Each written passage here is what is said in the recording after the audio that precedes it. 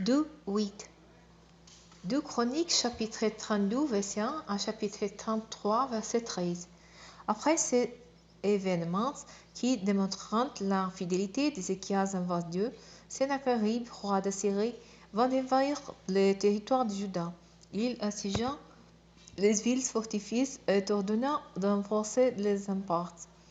Ézéchias, voyant que Sennacherib était venu avec l'intention d'attaquer Jérusalem, tint avec ses ministres et ses officiers pour faire obturer les sources d'eau situées en dehors de la ville.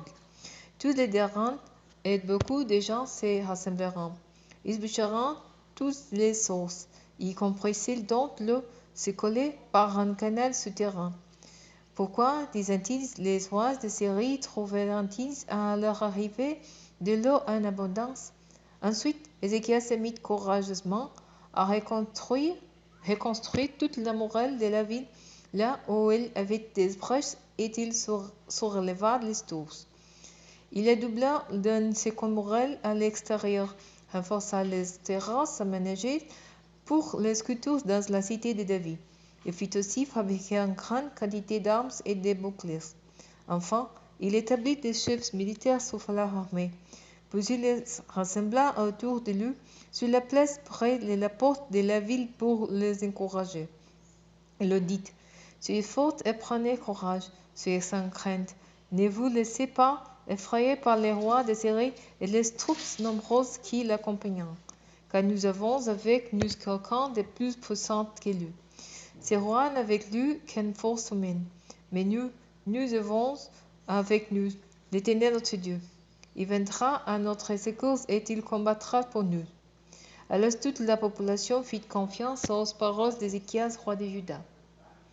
Après cela, Sennacherib, roi d'Assyrie, envoya une délégation à Jérusalem vers Ézéchias, roi de Juda, et vers tous ceux de Juda qui étaient dans Jérusalem pendant qu'il était lui-même devant l'Aquis avec toutes ses forces.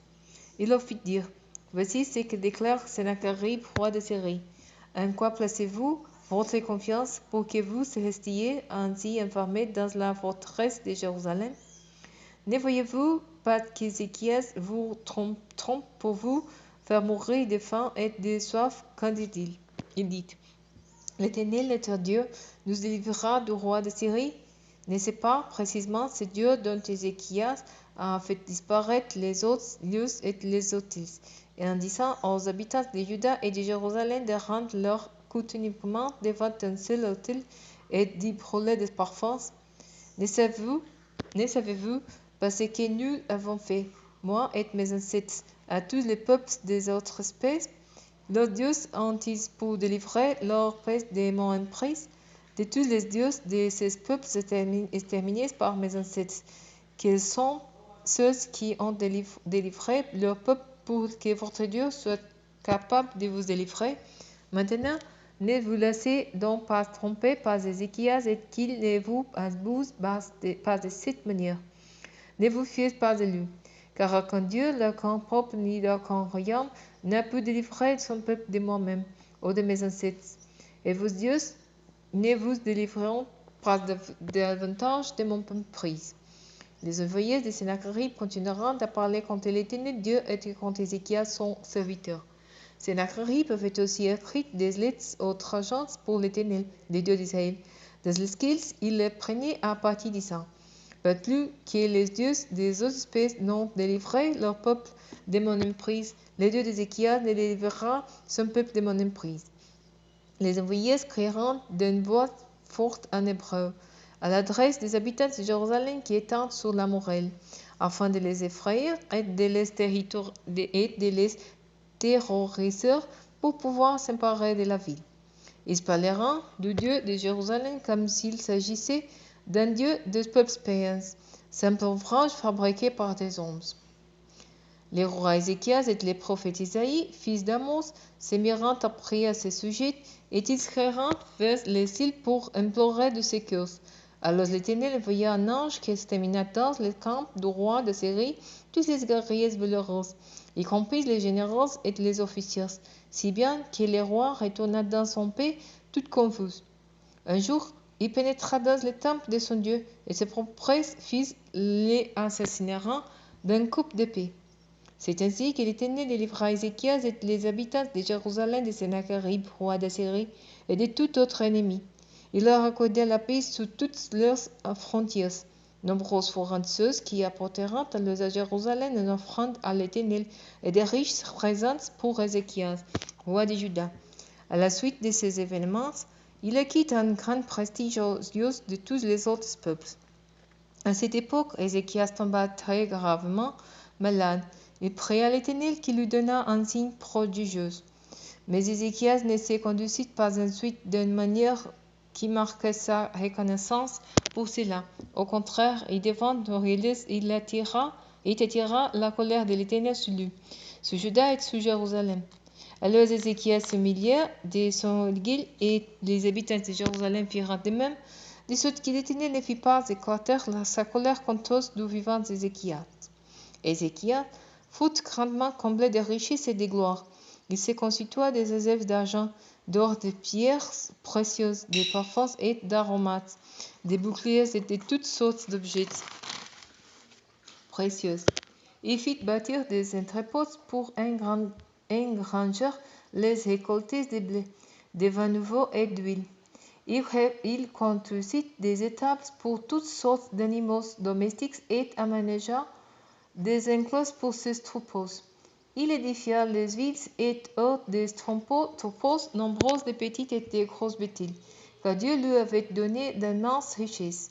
Ce fut aussi lui Ézéchias qui fit obturer l'issue supérieure des eaux de la source des Guillons et de les canalisa plus bas vers l'ouest de la cité de David.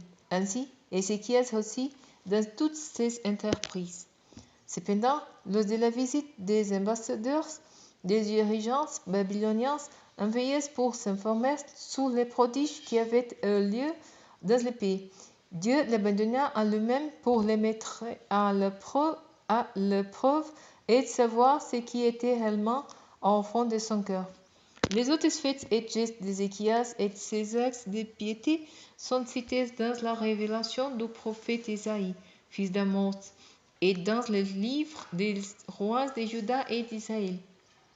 Ézéchias rejoignit ses ancêtres décédés et on l'enterra dans la partie supérieure des tombeaux des descendants de David. Tout Juda et les habitants de Jérusalem lui rendirent les derniers honneurs. Son fils Manassé lui succéda sur le trône. Manassé était âgé de 12 ans à son avènement.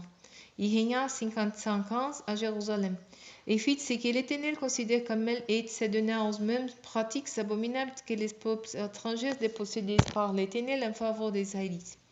Il rebâtit les lieux que son père Ézéchias avait démolis. Il érigea des autels aux Baals et dressa des fauteuils sacrés à la déesse Asherah.